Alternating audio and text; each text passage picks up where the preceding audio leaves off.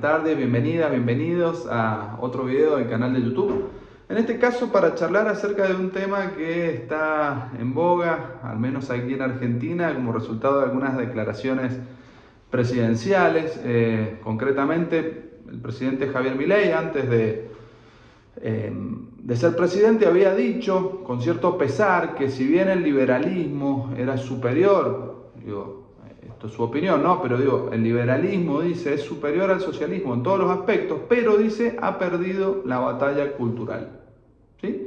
Y recientemente, ya como presidente, vuelve a conceder algunas entrevistas, algunas en el extranjero, en donde dice que hoy él ganaría de vuelta las elecciones en primera vuelta porque la batalla cultural está dando resultados.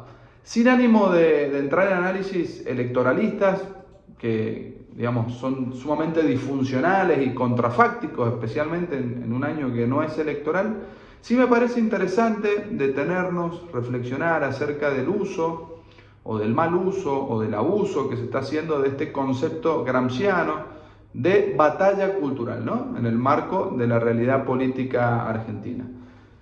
Si estás acá por primera vez, suscríbete, así te llegan todos los videos, activa la campanita, danos un like, comentá, haz una pregunta, es interesante para que nosotros por lo menos sepamos si este tema querés que siga profundizándose o no, por ejemplo. Bueno, yendo al tema en cuestión, la nueva derecha, esto de derecha e izquierda, categorías un tanto perimidas en mi opinión. Creo que más que izquierda y derecha lo que hay es políticos que representan a los de arriba o a los de abajo, ¿no? La política no es un plano horizontal, sino más bien un plano de análisis vertical. Pero bueno, la nueva derecha, como les gusta a ellos denominarse, al parecer está fascinada con Antonio Gramsci. No solo en Argentina, vemos en otros países también a narco-libertarios, conservadores, antiprogresistas, nacionalistas, reaccionarios en general, ¿no? de todo tipo, que ni siquiera se sonrojan, por el escaso rigor intelectual, conceptual, con el que utilizan estos conceptos inspirados en el análisis, en el teórico, militante, político italiano Antonio Gramsci, que como sabemos fue condenado en 1926 por un tribunal fascista a pasar 20 años, 4 meses y 5 días en la cárcel, acusado de subversión, de incitación al odio de clase y de promover un golpe de Estado. La verdadera razón del encarcelamiento de Gramsci fue otra, quedó claro esto con una declaración de un ministro del fiscal fascista, Michelis Gros, quien dijo luego del juicio, o durante el juicio, que por 20 años debíamos impedir a este cerebro funcionar, ¿sí? Sin saber, sin imaginar que a pesar del encarcelamiento, a pesar de estar en una celda con tuberculosos que toda la noche tosían, que no lo dejaban concentrarse ni siquiera dormir, a pesar de no tener acceso a una biblioteca, a pesar de no tener ni siquiera buena luz o comida suficiente, este militante sardo se las iba a ingeniar para liderar un proceso de renovación teórica del marxismo, contenido, plasmado en más de 3.000 páginas que hoy se conocen como los cuadernos de la cárcel, ¿sí? En los cuales el italiano da forma a sus principales ideas, pero usando un lenguaje ambiguo para evitar caer en la censura. Ahora, ¿cómo explicar la fascinación que siente un presidente, en el caso argentino, anarcocapitalista, ¿sí?, por uno de los principales referentes teóricos del marxismo? ¿Y por qué los líderes, los ideólogos de la nueva derecha en el mundo están leyendo a Gramsci? Eso me parece interesante charlarlo, discutirlo, reflexionar. En mi opinión, la hipótesis más plausible, ¿no?, es la que afirma que Gramsci, para la nueva derecha, es visto como el culpable de una supuesta hegemonía cultural del marxismo en la región. Razón por la cual esta nueva derecha está recurriendo al uso de conceptos e incluso de estrategias políticas inspiradas en Gramsci, para dar forma a un nuevo sentido común. Otro concepto de Gramsci muy importante, sentido común. Un nuevo sentido común que posibilite el retorno, el operativo retorno, hacia una situación de hegemonía neoliberal. Yo creo que esta hipótesis contiene varias falacias y para desarticularlas necesariamente vamos a tener que hacer un breve repaso de la teoría, lo cual voy a hacer en este video y en un video próximo, ¿sí? Dado que probablemente me extienda un poco. Voy a hacer igualmente un esfuerzo de síntesis importante. Yo creo que el punto de partida en común de Marx, ya que hablamos de marxismo, y de Gramsci, ¿sí?, es que ambos coinciden en la base economicista o materialista también de la realidad social. Ambos coinciden en la lucha de clases como el motor de la historia, particularmente desde la irrupción del último modo de producción, el modo de producción dominante a partir de la revolución industrial, que es el capitalismo. ¿En qué se diferencian? Bueno, en muchas cosas, pero básicamente, tratando de sintetizarlo, básicamente hay una diferencia importante en relación a la estrategia o el camino que hay que seguir, que deben seguir los revolucionarios del mundo para realizar la revolución. ¿Sí? Para Marx, primero, ¿sí?, 1883 muere Marx, todavía en ese punto, 1883 todavía Gramsci no ha nacido, va a nacer en 1891, ¿sí? Pero se lee. Marx, ¿qué dice? Básicamente, que la estrategia o el camino para realizar la revolución consiste en organizar al proletariado, al movimiento obrero, para que se alce en armas, adquiera primero conciencia de clase acerca de su situación de explotación, clase para sí, ¿no?, y elimine en el lanzamiento armado, al tomar el Estado, al sitiarlo, al dominarlo, la propiedad privada de los medios de producción. De esta manera se modificaría la infraestructura económica, la base económica de la sociedad, y se pondría fin a un régimen de explotación capitalista. Para Gramsci, en cambio, primero hay que accionar sobre el plano ideológico, ¿sí?, sobre el plano, no el plano infraestructural, la base económica de la sociedad, sino sobre el plano superestructural, porque la superestructura es un reflejo de la estructura económica. ¿Qué es la estructura y qué es la superestructura? Bueno, hay que imaginar un edificio. Para Marx, la base de este edificio está compuesto por los modos y relaciones de producción, ¿sí?, que van cambiando a lo largo de la historia.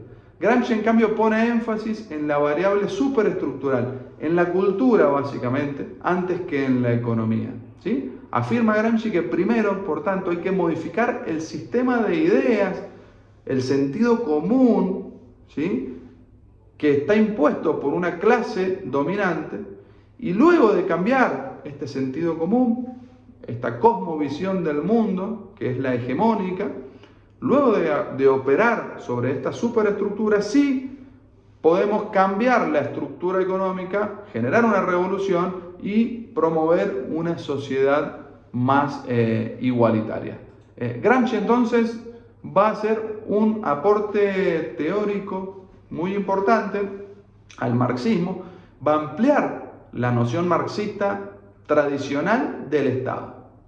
¿Sí? ¿Qué es el Estado? Bueno, para Marx era un aparato represivo de la burguesía o un comité administrativo de los asuntos, de los intereses burgueses, ¿sí? Lenin, en sintonía con esto, lo califica como una suerte de excrescencia represiva. ¿Bien? En cambio, Gramsci lo que va a hacer, ¿sí?, va a ampliar esta noción y va a incorporar al consenso o la generación del consenso que realiza el Estado como un mecanismo de dominación estatal. Entonces dice Gramsci que el Estado no es solo fuerza, el Estado no es solo violencia, no es solo represión, no es solo coerción, sino que también el Estado es consenso. Por eso dice que la burguesía no gobierna solo a través del uso de la fuerza. Nosotros no nos portamos bien, comillas, ¿no?, porque tengamos un policía siguiéndonos las 24 horas del día, ¿sí?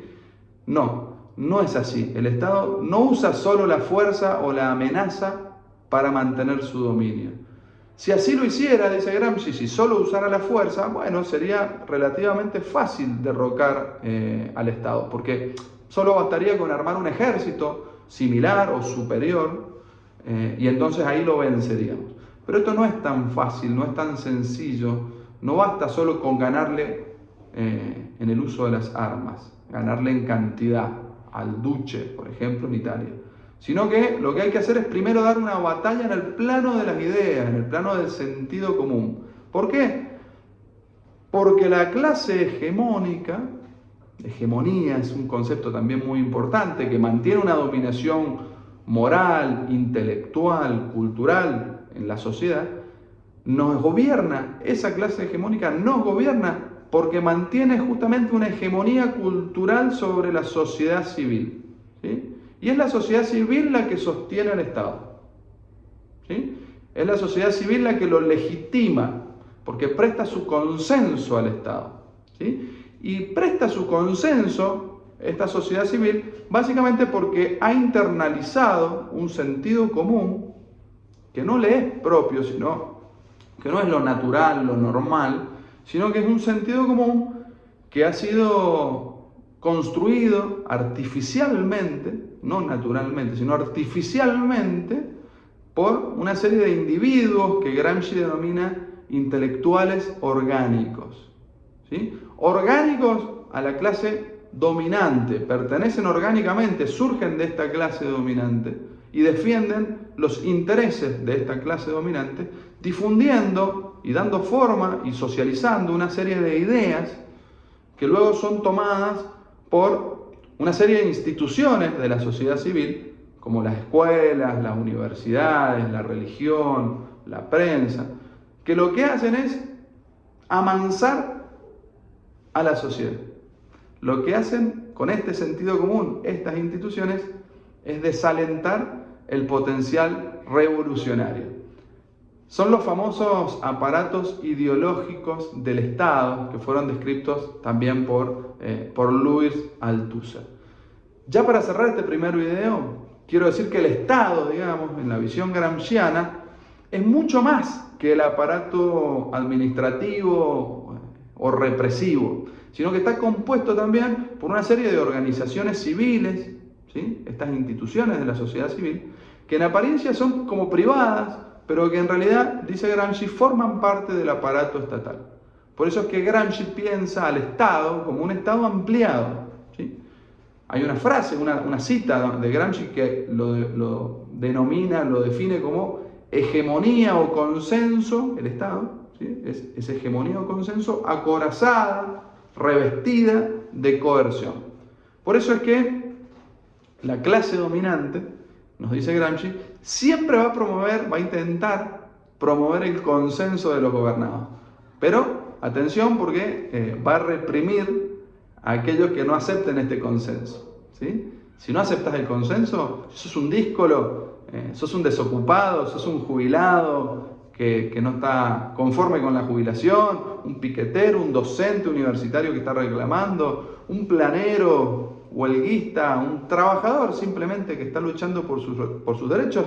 Bueno, no te quepan duda que vas a recibir de alguna manera la represión del Estado. Entonces, siguiendo este razonamiento, previo al estallido revolucionario, previo a la toma del Estado, la sociedad civil tiene que hacer un clic en su sentido común, ¿sí? Tiene que entender que está siendo explotada. Entonces, previo a la revolución, necesariamente el proletariado tiene que ganar una serie de batallas intelectuales, batallas culturales, en la universidad, en las escuelas, en los clubes de barrio, en los centros de estudiantes, sumarse a una suerte de guerra de posiciones en el plano cultural para dar forma a un nuevo sentido común que debilite los lazos de opresión del capitalismo.